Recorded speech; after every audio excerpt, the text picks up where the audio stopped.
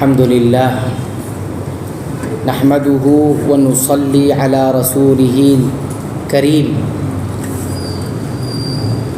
وعلى آلہ واصحابہ ومن تبعهم بإحسان إلى يوم الدین اما بعد اللهم انفعنا بما علمتنا وعلمنا ما ينفعنا وارزقنا علما تنفعنا به آمین۔ صحابی رسول براء ابن عازب رضی اللہ تعالی عنہما وہ فرماتے ہیں کہ رسول اللہ صلی اللہ علیہ وسلم نے فرمایا، جب تم سجدے کرو تو اپنے ہتھیلیاں زمین پر رکھو اور کوہنیاں اٹھا لو۔ یہ حدیث صحیح مسلم کے اندر موجود ہے۔ اس حدیث سے ہمیں یہ معلوم ہوا کہ جس حدیث میں یہ بتایا گیا کہ 7 ہڈیوں پر سجدہ کرنا ہے، جس میں سے 2 ہاتھ ہیں، تو ہاتھوں سے مراد پورے ہاتھ نہیں ہے بلکہ ہتھیلی مراد ہے۔ اس سے مراد کیا ہے؟ کیا رکھنا ہے زمین پر؟ ہتھیلی رکھنا ہے، اور کوہنی اٹھا دینا ہے، کوہنیوں کو اٹھا کر رکھنا ہے، یعنی اس طرح سے رکھنا ہے۔ یہ کوہنی ہوتی ہے، اس کو اٹھا کے رکھنا ہے زمین سے، اور ہتھیلیوں کو پورا زمین پر رکھنا ہے۔ نبی کریم صلی اللہ علیہ وسلم کا عمل کیا تھا؟ صحیح مسلم کے اندر ہی موجود ہے۔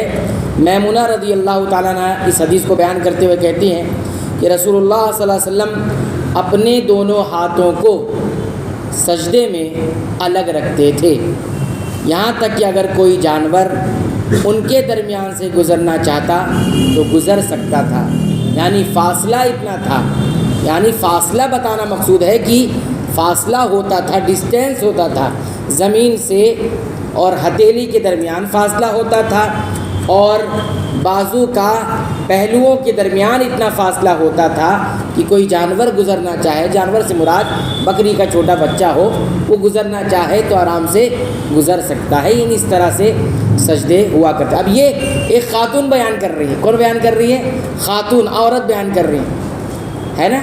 کس کا عمل بیان کر رہی ہے؟ رسول اللہ صلی اللہ علیہ وسلم کا عمل بیان کر رہی ہے۔ کیا سمجھ میں آیا؟ اگر ایک عورت بیان کرتی کہ سجدہ اس طرح سے ہوتا ہے، فاصلہ ہوتا تھا، تو وہ یہ بیان کرتی نا کہ عورتوں کے لیے یہ حکم نہیں تھا، یہ مردوں کے لیے تھا۔ یہ حکم عورتوں کے لیے نہیں تھا بلکہ مردوں کے لیے بیان کرتی نا وہ۔ تو آپ یہ سوچئے کہ عورت کی نماز میں اور مرد کی نماز میں فرق نہیں ہے، کوئی ثابت نہیں کر سکتا ہے رسول اکرم صلی اللہ علیہ وسلم کے عمل سے۔ اس لیے اب میں بار بار یہ بات اس لیے کہہ رہا ہوں کہ خواتین ہمارے گھروں کی نماز ایسی پڑھتی ہے جو سنت کے مطابق نہیں ہے، خوب سمٹ کر اور بالکل اس طرح پڑھتے ہیں جس طرح سے جانور کی مشابہت بتائی گئی۔ لہذا ہم اپنے گھر کی خواتین کی نمازوں پر دھیان دیں کہ ان کی نمازیں کہیں سنت کے خلاف تو نہیں ہو رہی۔ اور یہ بات یاد رکھیں کہ ہم پردہ ہے، ستر ہے جو عورت کا، وہ اور مرد کا جو ستر ہے، پردہ ہے، ان دونوں میں فرق ہے۔ نماز کی ہیئت میں فرق نہیں ہے، یعنی رکوع کیسے ہوں گے عورتوں کا الگ نہیں ہے، سجدہ کیسے ہوگا مرد اور عورت کا الگ نہیں ہے، دونوں کا بالکل برابر۔ اب کوئی کہے نماز میں فرق ہے تو مردوں کی نماز مسجد میں ہوتی ہے اور عورت کی نماز گھر پر ہوتی ہے، ظاہر سی بات ہے نماز کی جگہ میں تو فرق ہے، نماز کی جگہ میں فرق ہے۔ مرد مسجد میں آ کر ادا کرے گا فرض نماز، خواتین اپنی فرض نماز گھر میں پڑھیں گی، اور افضل ترین جو جگہ بتائی گئی ہے جتنا اندر ہوگا اتنا اچھا ہے۔ تو افضلیت میں یہ بات فرق ہے، لیکن نماز کی حیت میں فرق نہیں ہے۔ بہرحال یہاں مقصود کہنے کا یہ ہے کہ اس حدیث سے ہمیں ایک بات معلوم ہوتی ہے، کچھ باتوں کا ذکر ہم یہاں کہہ کر بات مکمل کریں گے۔ ایک تو یہ بات معلوم ہوتی ہے کہ نمازی پر لازم ہے کہ وہ سجدے کے وقت اپنی ہتھیلیاں زمین پر رکھے، کیونکہ ہتھیلیاں سجدہ کے 7 اعضاء میں، 7 ہڈیوں میں شامل ہے، ہتھیلی شامل ہے اس میں۔ دوسری بات تو ہمیں یہ معلوم ہوئی کہ حدیث میں جو بتایا گیا 7 ہڈیوں پر سجدہ کرنا ہے، تو اس میں بتایا گیا دونوں ہاتھوں کو رکھنا ہے۔ تو ہاتھوں سے مراد یہاں پر کیا ہے؟ پورا ہاتھ نہیں ہے بلکہ کف، جس کو ہم کہتے ہیں ہتھیلی ہے۔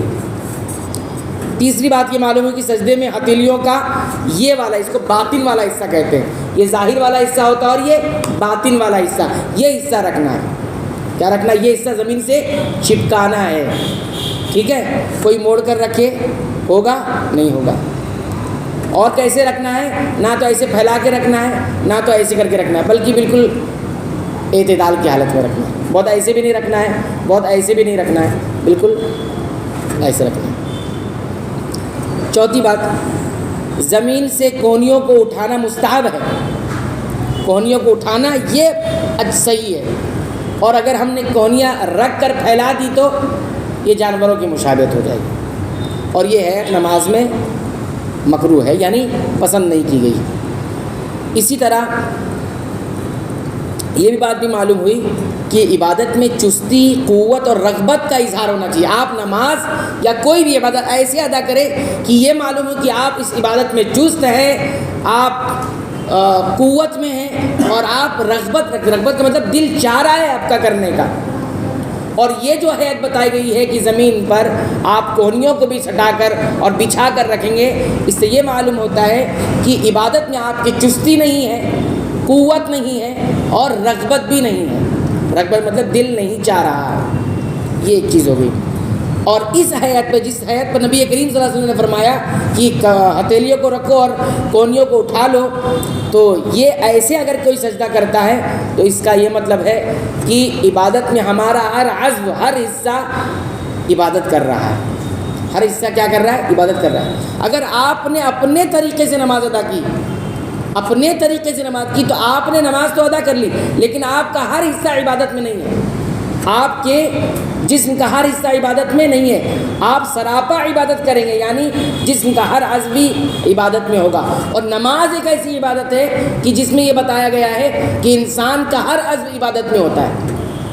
انسان کا قلب سے لے کر پورا جسم عبادت میں ہوتا ہے. حتیٰ کہ رسول اکرم صلی اللہ علیہ وسلم نے جسم سے لگا ہوا کپڑا اس کو بھی عبادت میں شمار کیا، اور بالوں کا گرنا اس کو بھی عبادت میں شمار کیا. اس لیے تو نماز جو چھوڑ دیتا ہے وہ کفر کرتا ہے، اسی لیے حدیث میں آیا ہوا ہے. بہرحال یہ چند باتیں تھیں جو اس حدیث سے معلوم ہے. اللہ تعالیٰ سے دعا ہے رب العالمین تو ہمیں سنتوں کے مطابق عبادتوں کو انجام دینے کی توفیق عطا فرما. اے اللہ تو ہمیں بخش دے، ہمارے والدین کو بخش دے، تمام مسلمانوں کو، مومنوں کو، اہل توحید کو بخش دے. آمین.